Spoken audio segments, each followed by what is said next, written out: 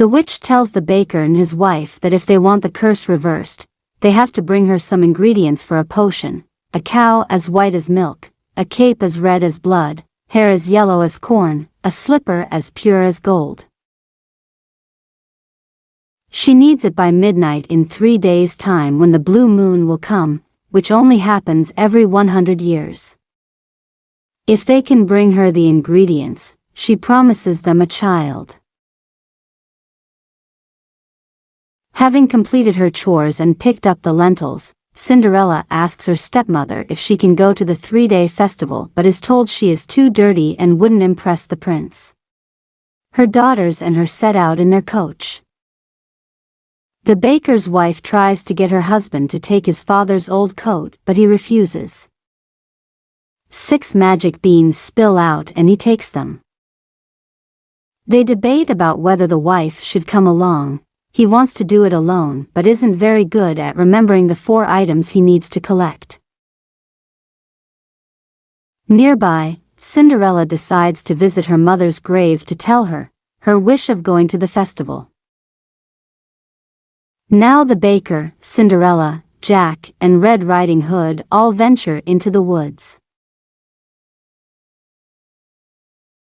Cinderella visits the grave of her mother, where she has planted a branch, which her tears have watered and grown into a huge tree.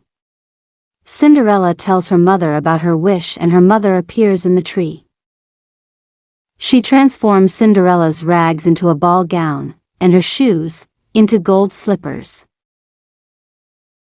Now Little Red is spotted in the woods by a wolf. He sings "Hello, little girl," salivating over her.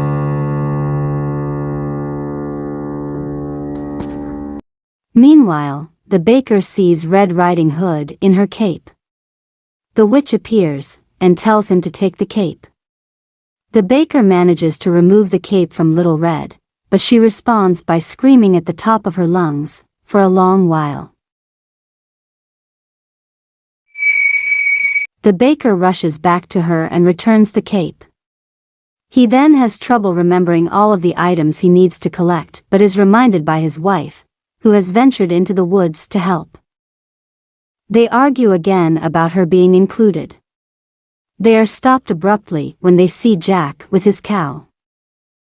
They try to convince Jack to give them his cow, but they have no payment, except for the 6 beans in the baker's pocket. The wife tells Jack they're magic beans, worth £1 each, and tells him there are 5 of them. She keeps 1 behind. Jack happily trades the cow for the 5 beans, on the condition that he gets Milky White back when he repays the loan. The baker sends his wife back to town with the cow. Rapunzel sings a lovely soprano song, trapped in her tower, which catches the attention of a handsome prince. Rapunzel is visited in her tower by her mother, letting down her hair on command.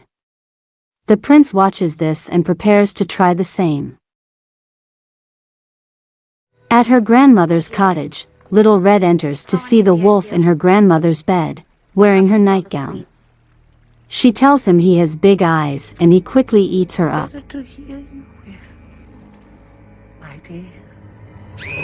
The baker continues into the house, in pursuit of the cape, and discovers the wolf. He slices him open, rescuing Little Red and her grandmother, who were swallowed whole. The grandmother complains that the baker isn't helping her skin the wolf to make into a coat. He tells her he's a baker, not a hunter. Little Red sings about how foolish she was for trusting the wolf, and we see a flashback of how she was eaten by him. She gives the baker the red cape for his help, pointing out that her grandmother is going to make her a new one from the wolf's skin.